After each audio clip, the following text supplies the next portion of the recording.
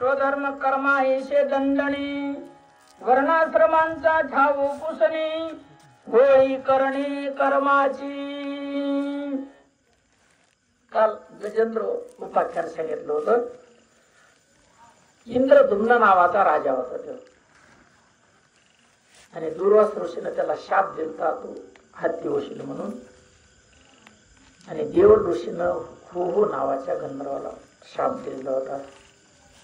रात्री सांगितलं तुम्हाला आठवण नव्हतं, आज क्लिअर करून दिलं. ती अशी कथा आहे.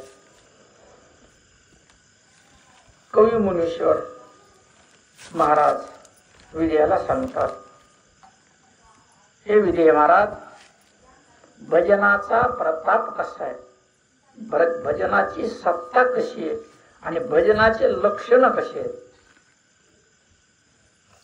स्वधर्म कर्मा दंडने वर्णाश्रमाचा ठाव पुसणे. लक्ष करा, होळी करणे कर्माची. कर्म शिल्लक राहत नाही भजनाने. ब्राह्मण, क्षत्रिय, शूद्र आणि वैश्य वेदाने 4 वर्ण केले. वर्णाश्रमांचा ठाव पुसणे वेदाने 4 वर्ण केले.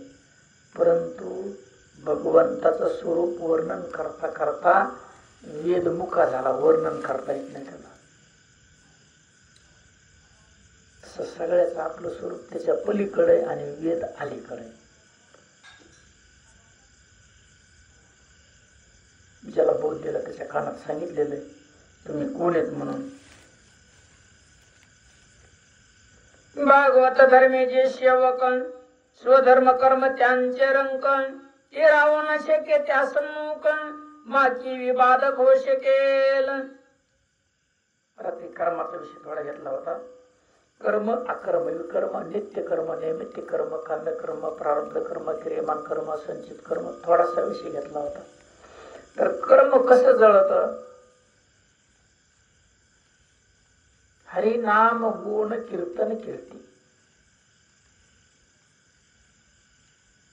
हरी म्हणजे आत्मा, एक हरी आत्मा.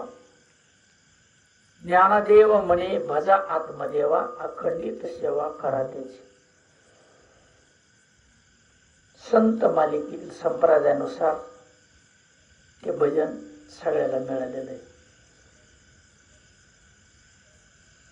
कैसे कैसे भागवत धर्म केवी भगवंती आर्पे कर्म ही अति गुह्य उत्तमोत्तम निज भजमो भजन वर्म आहे. कराया कुठलं वर्म आहे भागवत धर्माचं.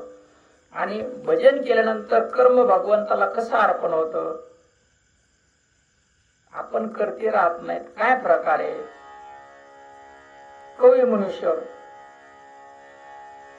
जनक राजाला सांगते, भगवान शुकाचार्य महाराज परीक्षितीला सांगते, तो संवाद देवर्षी नारद वसुदेवाला सांगतात.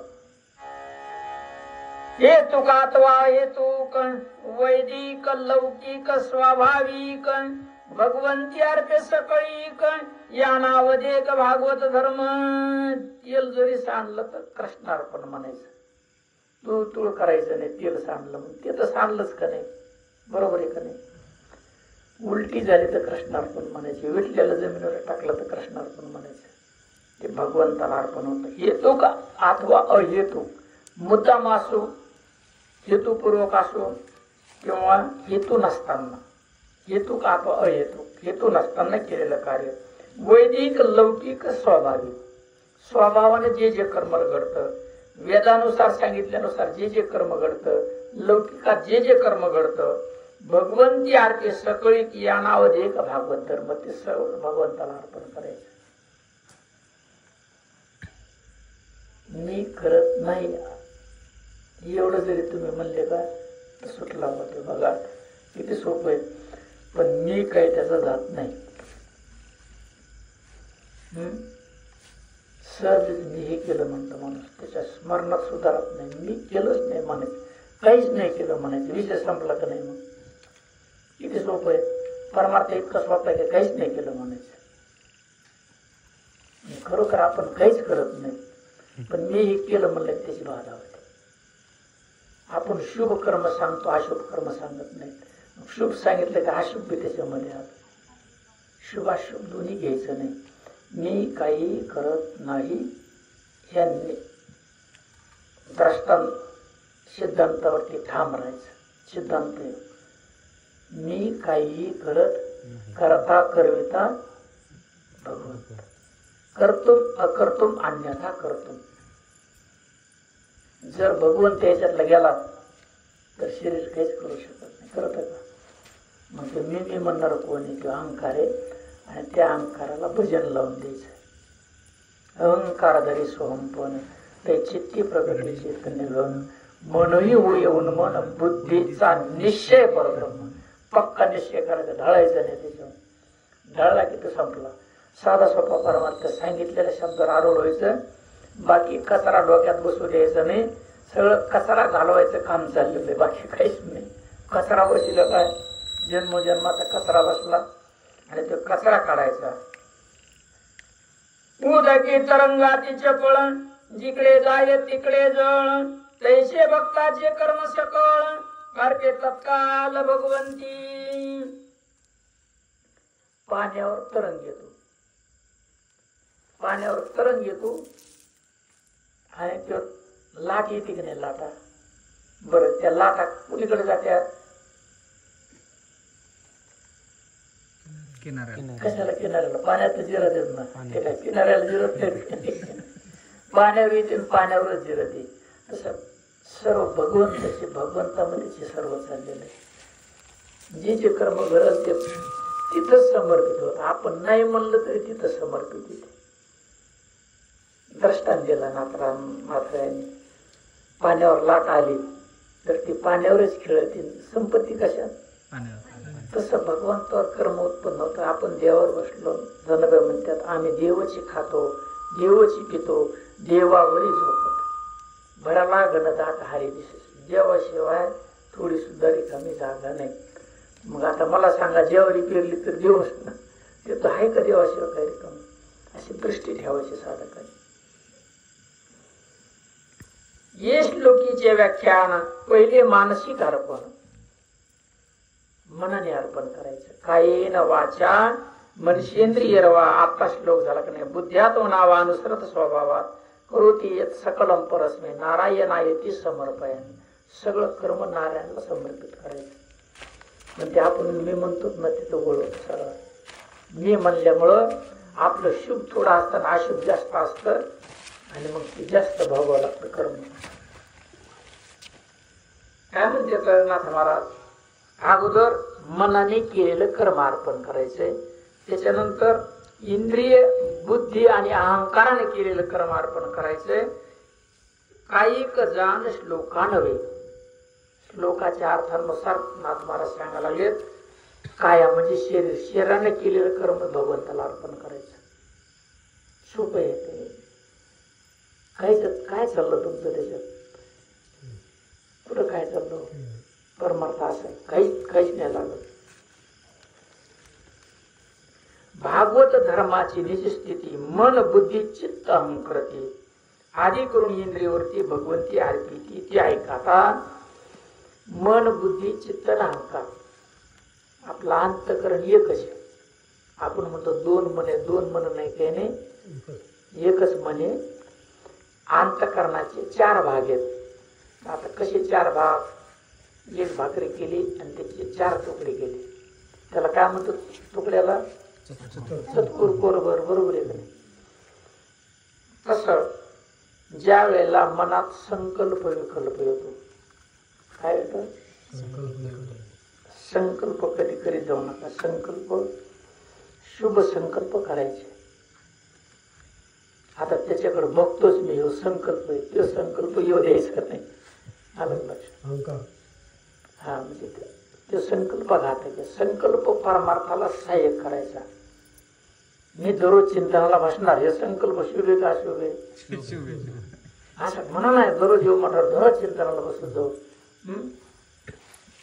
आल्यावर मी ध्यानाला बसणार, जरा मसाला कमी खाणार. संकल्प आहे शुभे का अशुभे? नाही, तुम्ही संकल्पच विषय चालला. कुणी मसाला खात मला काही माहित नाही, कोण खाण्याचा आम नाही. कुठं लक्ष द्यायला लागलं? हे संकल्प शुभ आहेत. मग ज्यावेळेस संकल्प केला की तिथे विकल्प निर्माण होतो. मसाला जास्त खायचा नाही पण जेवण जाणार नाही, तब्येत वाळून जाईल, ते लगेच विकल्प आला तिथे, त्याला विकल्प म्हणायचं. आणि असा संकल्प विकल्प अंतःकरणात चालला की त्याला मन म्हणायचं. विचार त्याला मन म्हणायचं. बुद्धी ज्यावेळेस आपण विचार करायला लागतो त्याला बुद्धी म्हणायचं. विचार बुद्धीत चालला की त्या अंतःकरणाला बुद्धी म्हणायचं. आणि मी मी मी म्हणायला लागलं त्या अंतःकरणाला अहंकार म्हणायचं. आणि ते चिंतन करायला लागलं की त्याला चित्त म्हणायचं. पाऊस पडतो का नाही पडलं तर मग सोयाबीन सुकायला लागली हे चिंतन. त्याच्याऐवजी वेळेला पाऊस पडला, पाऊस पडले नसते तर आपलं शरीर राहिलं असतं का? आता राहिलं नसतं राहिलं. पाऊस पडला म्हणूनच राहिलं ना. भगवंताने सगळी काळजी घेतलेली ना. हरी सकळ जीवांचा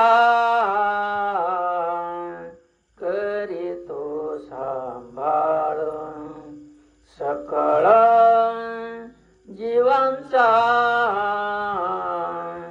करीतो सांभाळ.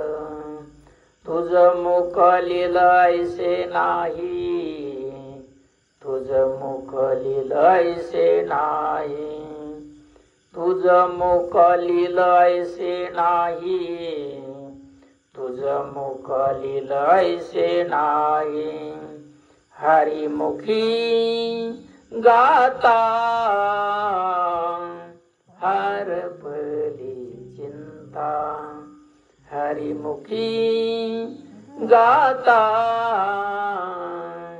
हरपली चिंता. सगळ्याला सांभाळतो की नाही. किडा मुंगी होत.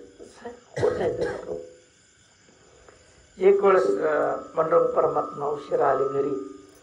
रुक्मिणी म्हणले आज लयच उशीर झाला. म्हणले सगळ्याला जीव घातल्याशिवाय मला जेवता येत नाही म्हणले. ते म्हणले असं आहे का? बघते म्हणले उद्या. आता सगळ्या तिने एक मुंगी घेतली, डेबी झाकून ठेवली. म्हणजे आता आल्यावर बघतेच पांडुरंग. कळलं नाही. आता आल्यावर पांडुरंग म्हणजे हरी, हरी म्हणजे पांडुरंग. आता हरीकडे बघतेच म्हणले. हा सर दिवस मळाला मग स्वयंपाक करून ठेवला. आले म्हणले घातलं सगळ्याला जेव म्हणले. सगळ्याची काळजी घेतली म्हणले. पण लेख राहिली म्हणले. म्हणजे काय राहिले? लेख मुंगे राहिले म्हणले. नाही राहिली तू बघ म्हणले. त्याच्यात ते लेबी उघडले, त्याच्यात तांदूळ म्हणजे कवा टाकलं म्हणले. तू बघ टाकायच्या टायमाला कपाळाचा पडलं म्हणले. त्याच्यात सकाळ जीवाचा करीत सांभाळ, तुझं मोकली लायचे नाही. आपल्याला कम मोकले मग काय करायचं? हरिमुखी गाता हरपली चिंता. कशाला चिंता करायची? चिंताशे घटेशी, चिंतन से मिले भगवान. चिंतन शरीर घटत. म्हणून हरी जैशी स्थिती आहे तैशा परी राहे. जैशी स्थिती आहे तैशा परी राहे. कौतुक तू पाहे संचिताचे. कोणाचं कौतुक बघायचं? दुसऱ्याचं एक आपलंच येते. संचित म्हणजे साठलेलं दुसऱ्याचं एक आपलं आहे. मग कोणी बघायचं ते? निश्चिंत राहायचं आणि मग ते कर्म जाळायचं, समर्पित करायचं जे जे कर्म असेल ते. शेवटी नाथ महाराजांचं शेवट आहे ह्या अभंगाचा. हरिपाठातला अभंग आहे. एका जनार्दनी भोग प्रारब्धाचा, एका जनार्दनी भोग प्रारब्धाचा. हरिकृपे त्याचा नाश झाला. हरिकृपेने त्याचा नाश होतो. हरीची कृपा व्हावं म्हणून नामस्मरण करायचं, सगळं समर्पित करायचं. काय म्हणजे नाथ महाराज मनाचा विषय सांगितला. अंतःकरण चार प्रकारचं कसं पाठी इंद्रिय, बुद्धी आणि अभिमान. इंद्रिय सुद्धा भगवंताकडे लागत. चिंतनात बसल्यावर तुमचे डोळे बंद होतात का नाही? हा तो जाम सगळं काम. कान धड बंद आहेत का? मग कसे काय बंद होते ते? तोंड बंद, सगळं जाम, चक्का जाम सगळा. तर ते सर्व इंद्रिय भगवंताला अर्पित होते.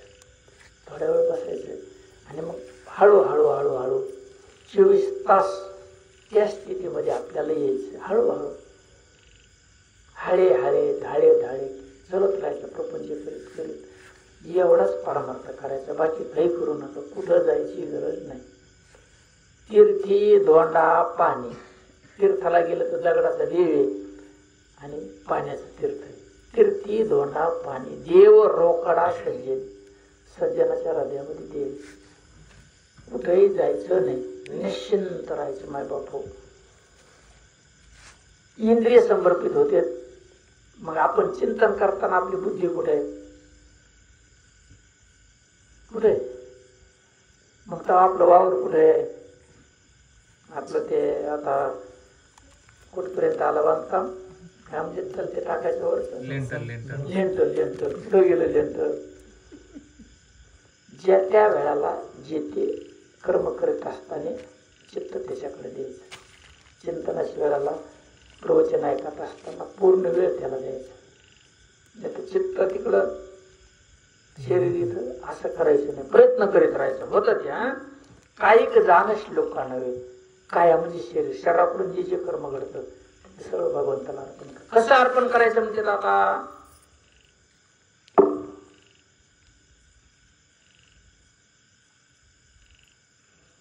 बाधू न शके स्वधर्म कर्म. स्वधर्म करत असताना जे कर्म घडतं त्या कर्माची बाधा होणार नाही. ऐक राया त्याचे वर्म. वर्म वर्म आता पेरणी करताना झाड वर असत का फन वर असते? बर 300 जर असते तर आपण असं मुठीने सोडतो. बरोबर तिन्हीकडे पडत की नाही? वर्म आहे का कसं आहे? बरोबर आहे की नाही? आता मला सांगा, दवाखान्यात गेलो, डॉक्टरने तपासलं, त्याला एक पांढरा कावीळ, तो लागला सिटी स्कॅन करायला. काय करायला लागला? म्हणजे डोकं तपासायला लागला. तो लागला MRI करायला, म्हणजे कुठली शिर दबलेली का, वर्म कळलं का? मग कावीळ हो लिव्हरचा आजार आहे. लिव्हर अवयवामध्ये त्या लिव्हरचा आजार आहे आणि तो लवकर उघडा पडत नाही. वर्माचा विषय चालला. मग त्याचं वर्म काय ओळखण्याचं बाबा? काय वेळी झाला अन्न कमी खायला लागतं, माणूस ताप यायला लागते. आणि सगळ्यात मोठं लक्षण चतकुर भाकरी पोळी खाल्ली की लगेच पोट भरत, पोट फुगत आणि बारीक पोट दुखत. हे मुख्य त्याचं वर्म आहे. ते वर्म लक्षात येत नाही. सगळेजण ध्यानात धरा. असं काय झालं पटकन जायचं. ते दवाखान्यात काही लवकर दुरुस्त होत नाही. 6 महिन्यानंतर पोटात चांगलं घागरवर पाणी तयार होतं, माणूस मरतो. मेलेले बघितलेले अनुभव माझा, म्हणून तुम्हाला सांगायला. लवकर ते आजार लक्षात येत नाही. वर्माचा विषय झाला. वर्म सापडलं की ते दुरुस्त झालं. मग काय वर्म म्हणते? मनी प्रगटला पुरुषोत्तम अतिनिश्यम निज बोधी. आला की नाही बोध? भागवत बघा ना, आपला परमार्थ कसा चालला हे सांगतात. असा चालला का वेगळा चालला? जसा आहे तसाच चालला. बिलकुल शंका घेण्याचं कारण नाही. काय म्हणते? मनी प्रगटला पुरुषोत्तम अतिनिश्यम निज बोधी. अरे ऊर्ध्वमुखी आळविला सोहम शब्दाचा नाद. ऊर्ध्वमुखी, ऊर्ध्व म्हणजे वर. जनाबाईचा अभंग आहे. हरे धईला पंढरीचा चोर, धरीला पंढरीचा चोर. कसा धरला? गळा बांधून. मग कशाचा दोर केला? मन पवनाचे करून या दोर. वाऱ्याचा दोरा करायचा कशाचा होतो. आणि त्या वाऱ्याच्या दोराने मन बांधलं जात. असं पकडता येईल का त्याला? नाही पकडता येत. प्राण जिंकला की मन जिंकलं. जित श्वास जित आसन जित श्वास. आसन जिंकलं, श्वास जिंकला, मग त्याचा दोरा तयार होतो आणि त्या दोऱ्याने मन बांधलं जातं. आणि प्राणाच्या पाठीमाग मन पळतं. लक्ष करा, कशाच्या पाठीमाग? आपली साधना कशावर आहे? प्राणावर. प्राण निघाला तिकडं हे बी त्याच्या पाठीमाग पळत. त्याला बोलवायची गरजच नाही काही. जिथं भगवान शंकर आहे तिथं काय असतं? काही भांगे. भगवान शंकराच्या आतमध्ये पिंड असते, बाहेर काय असतं? नंदी. हे की नाही? महादेव तिथं नंदी. कोर्ट म्हणलं की वकील आला का नाही? जी जोड कशी आहे तशी प्राणाबरोबर म्हणे जोडच येते, त्या हलताच येत नाही. काही एका वेळेस पांडुरंग यात्रा आहे तिथं रुक्मिणी नसलं, पण प्राणाबरोबर मन आहे. पंढरपूरला नाही का पांडुरंग यात्राची, तिथं तसं होऊ शकतं, पण इथं नाही. प्राणाबरोबरच मन आहे. आते निश्चय म्हणे शिकवते. मग सोम शब्दाचा मारा केला. आत ही प्रक्रिया आहे. म्हणून संकल्प विकल्प अवघे झाले भगवत रूप. आपला संकल्प हरी करायचा, विकल्प हरी करायचा. जे जे दृष्टी दिशे ते ते हरी रूप. पूजा ध्यान जप त्याशी नाही, त्याला काहीच नाही करायचं. तुका म्हणे मुक्ती परिणिली नोरी. आता दिवस चारी. कोणासंग लग्न लावलं? मुक्ती संग लग्न लावलं. ब्रह्मचारी सुद्धा लग्नासाठी थांबलेला असतो. कोणासंग लग्न लावायचं? त्याला मुक्ती संग लावायचं. तुका म्हणे मुक्ती परिणिली नोरी. झालं का नाही का? आता दिवस चारी खेळ मिळत आनंदाने. अवघे झाले भगवत रूप. या लागे भक्त नित्य निष्पाप सत्य संकल्प हरिदास. म्हणून हरिभक्ताला गुरुभक्ताला पाप शिवू शकत नाही. हरी गुरु एकच नाही. शिव हरी गुरु एकच आहे बाळा, दोन नाही. जगी दोन आहेत पण आतमधले एकच आहे.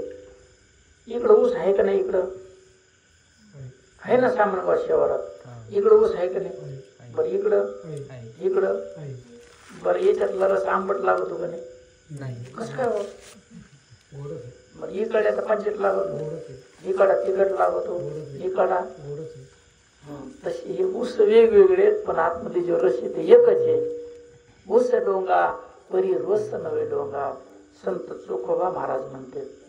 शरीर वाकडे असते पण आतमधला जो देव आहे ते एकच आहे दोन्ही मधला. म्हणून आपण एक आहे, दोन नाहीत बाळा. दोन्ही नाहीत, एकच आहे. सगळ्यामध्ये जसं ऊसामध्ये रस एकच आहे तसा सर्वांमध्ये देव एकच आहे.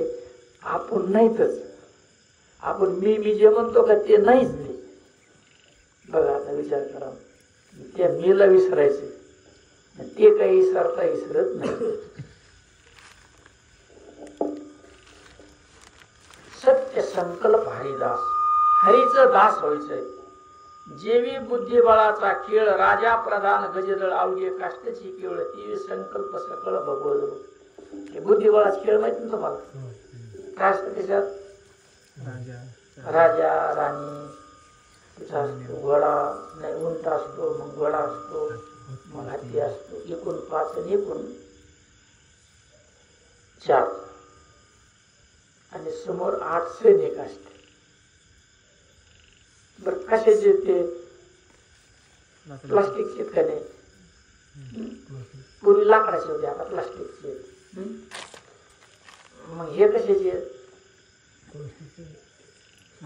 बर ते प्लास्टिकचे. तर त्याला खेळवितो कोण? आपण खेळवितो ना. त्या प्लास्टिकला कोण हलवतोय? तसं हे हाडामासाचं सगळं एकच आहे. ते ते जसं प्लास्टिकचं हे सगळे हाडा मासाच्या भावल्यात आणि त्याला चलविणारा भगवंत. सूत्र दोरी घेऊन हाती ते नाही का पहिले कटपुतली भावल्या नाच घोड्याच्या शब्दाचा केस घ्यायचे असा भावलीला बांधायचे आणि वरी काडी बांधायची ना अशी अडकायची. ते केस दिसत नव्हता ते वर बसायचं चित्रातून ते दोऱ्या सोडलेले ते नाचायचे असे. नाचविणारा वेगळा नाचविणारा वेगळा तसा या देहाला नाचविणारा भगवंत. त्याच्याकडे बोट करायचं इकडे केलं की फासला. मग कवा एकदा इकडे जमत नाही कायमच त्याच्याकडे बोट ठेवायचं इकडे केलं की ते फासला. जो जो संकल्प कामी कामो तो तो होई आत्मा रामो. येत भजनाचा संभ्रम अतिनिश्चय स्वय वाढे. मग संकल्प असो विकल्प असो मी असो तो असो देवाशिवाय काही नाही अंतःकरण दरड राहायचं. पुन्हा काय शिल्लक राहिलं का? माईक सहित सगळं शब्द असो स्पर्श असो रूप असो गंध असो जे जे दिसत ते देवाशिवाय काही नाही. पण जे दिसत ते नाही त्याच्या आतमधलं. या उपाधी माझी गुप्त चैतन्य असे सर्वंगत हे तत्वज्ञ संत स्वीकारिते. कारखाना भुसकट फेकून देतो रसच घेतो तसं कारखाना व्हायचं आणि याच्यातला देवच घ्यायचा या भुसकटाला नाही घ्यायचं. जागृती सुसुप्ती स्वप्न ती अवस्था होय भजन तेच अखंड अनुसंधान निजबोधी पूर्ण ठसावे आणली. जागा असल्यावर भजन सुरू असतं झोपल्यावर भजन सुरू असतं गाढ झोपल्यावर भजन सुरू असतं. चौथी याच्या ठाई काहीच करणे नाही आपोआप भजन चालतं. जबरदस्त म्हणते राम हमारा भजन करे हम बैठे आराम. रामच आपलं भजन करतो आपण आरामशीर बसतो. जबरदस्त म्हणते आपणही त्या स्थितीला पोहोचायचं. ती अवस्था होय भजन तीच अखंड अनुसंधान. ज्याला बोध दिला का त्याने आत्मानुसंधान ठेवायचे. जे सांगितलं हरिबोला देता हरिबोला घेता हसता खेळता हरिबोला कांडता हरिबोला भांडता उठता बैसता त्याला अनुसंधान म्हणायचे. शब्द अनुसंधान वापरला. अखंड अनुसंधान निजबोधी पूर्ण ठसावे आणले. आणि मग ते आता लोणचं घातलं आपण. लोणचं कशाचा अभ्यास म्हणजे आज घातलं आणि नातवाने मागितलं वहिनी तुम्हाला काय म्हणत असते आई मग खाराची फोड दिली तुम्ही घेतली त्याच्यावर इतकी निबर नका बाबा म्हणला. काय कशी पाहिजे नरम पाहिजे. त्याच्या बापण ठेवली की नरम झाली पण नरम होती का नाही ती नरम होती. किती काळाने होईल 50-1 वर्षांनी. हा थोडा काळ लागतो 2 महिने 3 महिने म्हणजे खार मुरला. तसं हे नाम मुरत आलं लक्षात. हे नाम मुरत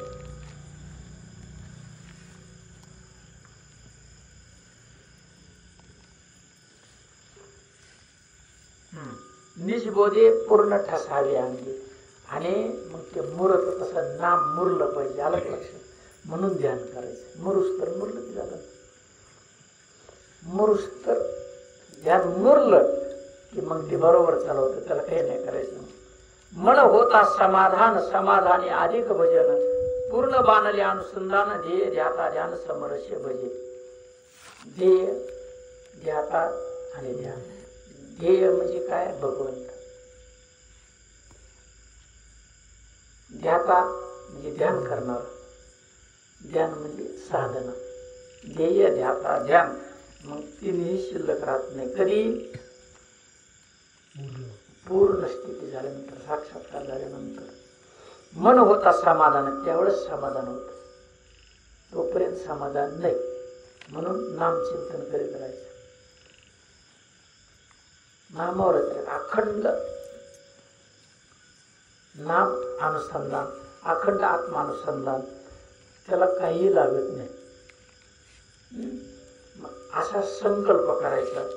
तुर्या साक्षी होऊन म्हणे त्याही लाविल्या भगवत भजने जवळी अवस्था आपण आपण्या मुकल्या नाही.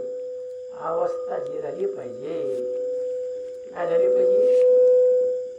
अवस्था जी राहिली पाहिजे. कोणत्या कोणत्या अवस्थेत आपण आता जागे. कृष्णाच्या आईचं काय नाव आहे? कृष्णाच्या आईचं नाव यशोदा. नाही, यादवची आई रामकलाबाई. आता आपण सगळे जागेत, फक्त त्यांची एकटीचे डोळे लागायला लागले, सोडून द्या. पण आपण सगळे जागेत बरं का.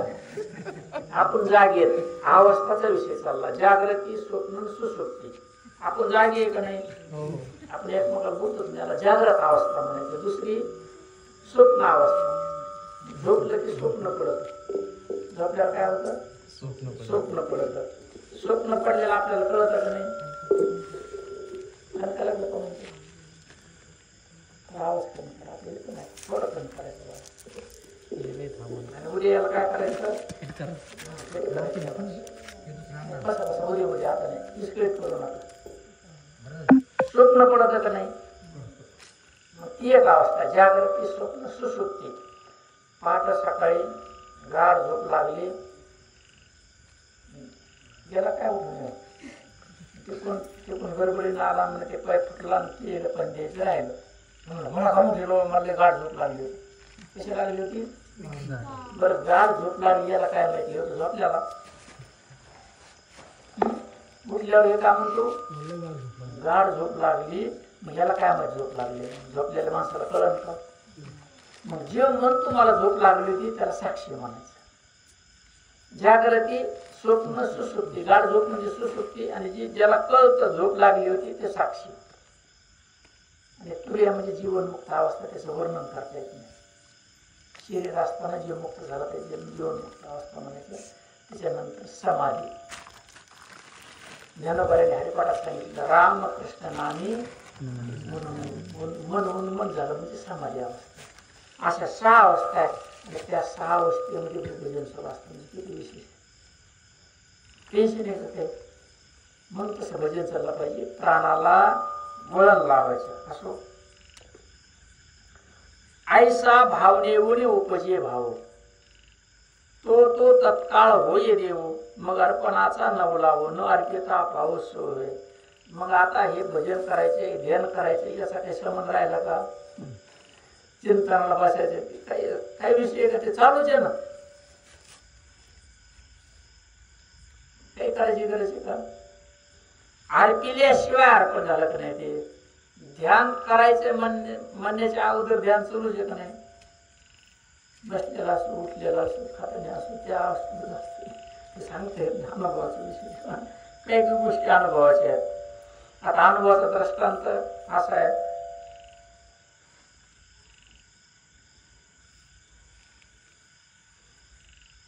तुरीची डाळ शिजली. कशाची? तुरीची डाळ शिजली.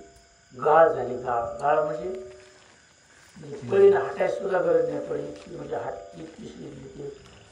मग त्याच्यात हळद टाकली. पळीनं त्याला थोडं हलवलं. जिरे, मिरे, मोहऱ्या, लसूण, काय पकडी फूल, काय पुन्हा काय दालचिनी, खसखस, ओवा, धने, पुन्हा दगडी फूल, लवंग, तेजपत्ता, बारीक मसाला काढला. भगुन्यात तेल टाकलं, मोहऱ्या टाकल्या, लसण टाकला, खमंग फोडणी केली. असं वरण झालं. आता किती सांगितलं तर काय उपयोग आहे त्याचा? म्हणजे खाणं लक्षात आलं का? आणि वर्णन करणं बदल येत नाही.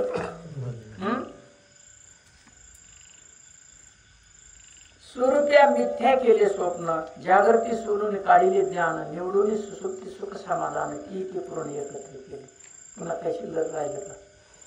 सगळ्याच अवस्थेमध्ये भजन म्हणल्यावर पुन्हा ही सुसुप्ती, ही जागृती, हे स्वप्न काही म्हणायचं म्हणजे सगळ्या अवस्थेत सारखंच ना. ते स्वरूपी सगळे मन स्वेची करी निजात मार्पण, तिचे सुख समाधान भक्त सज्ञान जाणते सुख. ज्याला ज्ञान झालं त्याला जे माहिती, जे वरण खाल्लं त्याला माहिती कसे सोडलं. आणि मग ते वरण खायचं. मग समाधानाला पोहोचायचं आपल्या सगळ्याला. या परी मानसिक जाण सहज स्वरूपी हो अर्पण. आता इंद्रियाचे समर्पण होय ते लक्ष नाही कराया.